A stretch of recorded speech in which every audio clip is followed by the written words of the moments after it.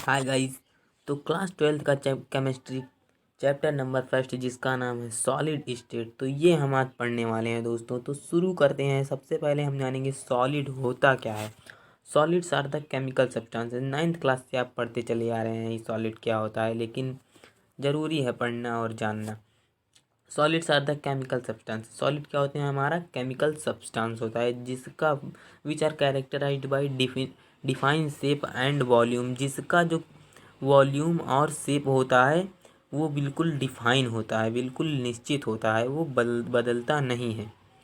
जो शेप और वॉल्यूम है दोस्तों, ये इसका फिक्स रहता है। डेफिनेट आकार और आयतन इसका निश्चित होता है सॉलिड का। जैसे कोई बर्तन है तो उसका आकार कहाँ बदलेगा, फिक्स नहीं है। और उसका आकार भी और वॉल्यूम जितना पानी आ सकता है उतना ही तो आएगा उसके अंदर, बदलेगा नहीं।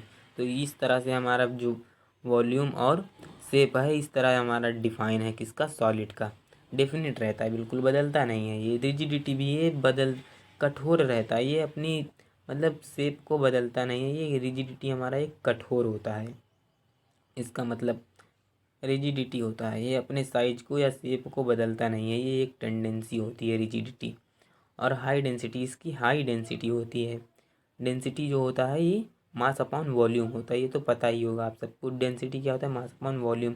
ये भी हमारा इसका ज़्यादा होता है कि इसका सॉलिड का जो हाई डेंसिटी होता है और लो कॉम्प्रेसिबिलिटी, इसको हम पिचका नहीं सकते हैं। इसमें एक टेंडेंसी रहती है। जो सॉलिड होता है इसे हम कहाँ ज़्यादा पिचका सकते हैं, तो इसका लो कॉम्प्रेसिबिलिटी होता है। द कॉन्स्टिट्यूएंट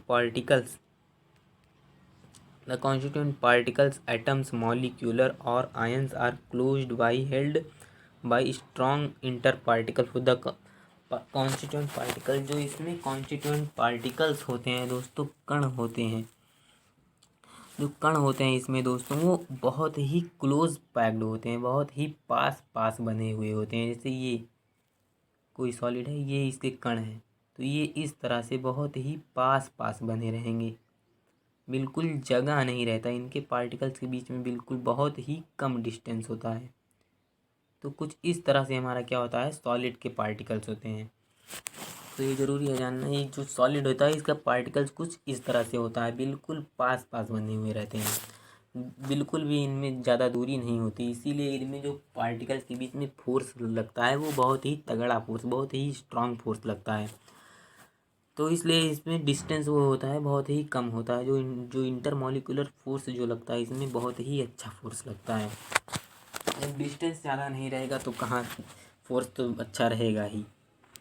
और इनके जो कण हैं ये ज़्यादा मूव नहीं कर सकते हैं, या कहाँ मूव कर पाएंगे दोस्तों, ये पास पास बिल्कुल है तो कहाँ से ज़्यादा मूव कर पाएंगे। इसीलिए इसमें बहने की टेंडेंसी नहीं होती है दोस्तों। कहाँ बह पाएगा जब पार्टिकल्स एक दूसरे को आकर्षित कर रहे हैं, पकड़े हुए हैं, तो कहाँ से कोई सब्सटेंस बह पाएगा। तो आई होप आपको समझ में आया होगा। सॉलिड क्लोजली पैक्ड, जो क्लोजली पैक्ड होते हैं by strong inter particle force, और स्ट्रॉन्ग पार्टिकल फोर्स लगता है। जो पार्टिकल के बीच में जो फोर्स लगता है जिसे इंटर मॉलिक्यूलर फोर्स भी कहते हैं, वो भी बहुत ही अच्छा फोर्स होता है। तो अब हमारा सॉलिड आगे देखते हैं दोस्तों। डिस्टिंग बिटवीन क्रिस्टलाइन एंड, ये सॉरी एक पॉइंट हमने बताना भूल गया। किसके आधार पर हमने इसका क्लासिफिकेशन किया है? इनमें प्रेजेंट होने वाले कण, कॉन्स्टिट्यूएंट पार्टिकल्स के बेसिस पर हमने क्या किया है, सॉलिड का क्लासिफिकेशन किया है। किसके आधार पर? कॉन्स्टिट्यूएंट पार्टिकल के बेसिस पर हमने क्या किया है, सॉलिड का क्लासिफिकेशन किया है, उसको बांटा हुआ है। तो क्लासिफिकेशन हमने जिस तरह से किया हुआ है वो किस तरह से है, इनके कॉन्स्टिट्यूएंट पार्टिकल्स के। सॉलिड में जो पार्टिकल्स होते हैं ये किस तरह से बने होते हैं, इसके बेसिस पर हमने सॉलिड को दो भागों में बांटा हुआ है, जिसका नाम पहला है क्रिस्टलाइन सॉलिड और दूसरा है हमारा अमोर्फस सॉलिड। तो किसके बेसिस पर, ये जरूरी है जानना, किसके बेसिस पे किया है दोस्तों? कॉन्स्टिट्यूएंट पार्टिकल्स के बेसिस पर हमने क्लासिफिकेशन किया है, किसका? सॉलिड का क्लासिफिकेशन किया है। तो सबसे पहला है हमारा क्रिस्टलाइन सॉलिड। अब देखते हैं इसमें कैसे पार्टिकल्स होते हैं। तो यही है तो रहेगा, पार्टिकल्स कैसे रहेंगे यही तो हम देखेंगे।